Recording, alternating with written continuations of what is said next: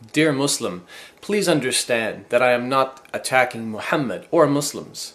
In this video, I will be simply reading the Islamic sources and then asking you some brief questions for you to think about and for you to answer. In my previous video titled Why I Left Islam, I gave an example of the shocking, sexually immoral teachings of the Quran and Muhammad. I showed that the Islamic sources allowed Muslim soldiers to capture non-Muslim women in times of war. These women were already married, and their non-Muslim husbands were still alive.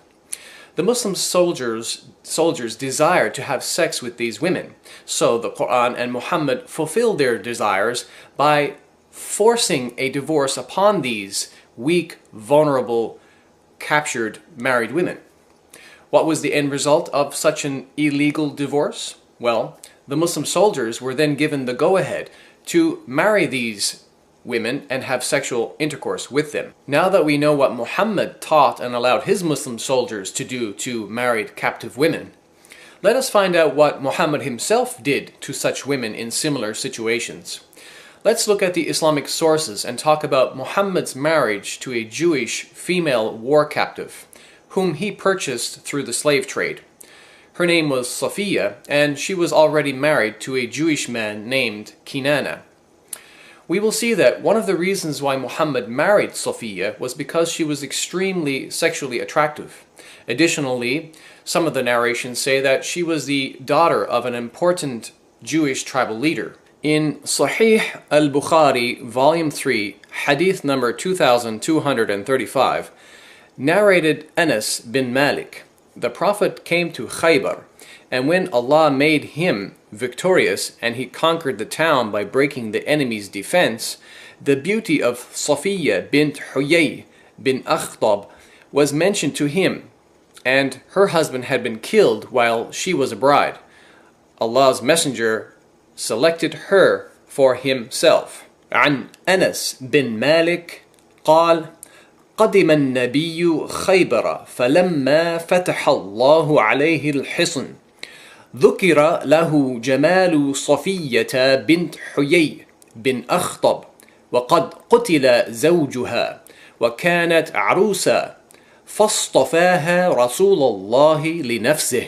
Now you may be wondering how Sophia's husband was killed. Well, as grotesque and as shocking as it will seem, Muhammad had her husband Kinana brutally tortured by using fire, and then he was beheaded. Muhammad married her shortly afterward. So to add insult to injury, not only did Muhammad take this man's life and his wife, but he took this Jewish man's wealth also, as we read in the book called Sira Rasulillah, or the biography of the Messenger of Allah by Ibn Ishaq, on pages 514 and 515. Starting from the bottom we read, when the apostle, meaning Muhammad, had conquered Al-Qamus, the fort of Ibn Abu al-Huqayq, Safiya, who was the daughter of Huyay bin Akhtab, was brought to him along with another woman. Bilal, who was bringing them, led them past the Jews who were slain, and when the woman who was with Safiya saw them, she shrieked and slapped her face and poured dust on her head. When the apostle, meaning Muhammad, saw her, he said, "Take this she-devil away from me." He gave orders that Safiya was to be put behind him and threw his mantle over her, so the Muslims knew that he had chosen her for himself. If you read just a few lines down, it says about Safiya, she was the wife of Kinana ibn al-Rabi' ibn Abu al-Huqayq. Now let's continue reading where it says the rest of the affair of Khaybar.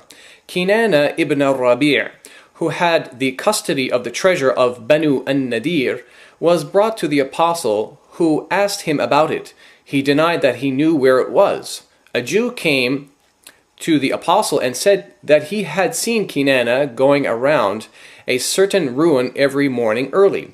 When the apostle, meaning Muhammad, said to Kinana, "Do you know that if we find you have it, I shall kill you?" He said yes. The apostle gave orders that the ruin was to be excavated, and some of the treasure was found. When he asked him about the rest, he refused to produce it. So the apostle, meaning Muhammad, gave orders to, quote, torture him until you extract what he has. So he kindled a fire with flint and steel on his chest until he was nearly dead. Then the apostle, meaning Muhammad, delivered him to Muhammad bin Maslama, and he struck off his head in revenge for his brother Mahmud. You just saw on page 515 of the biography that Kinana was also known as Ibn Abi al-Huqayq. So by reading the following hadith, we can match some important details and verify that Muhammad indeed had Kinana killed.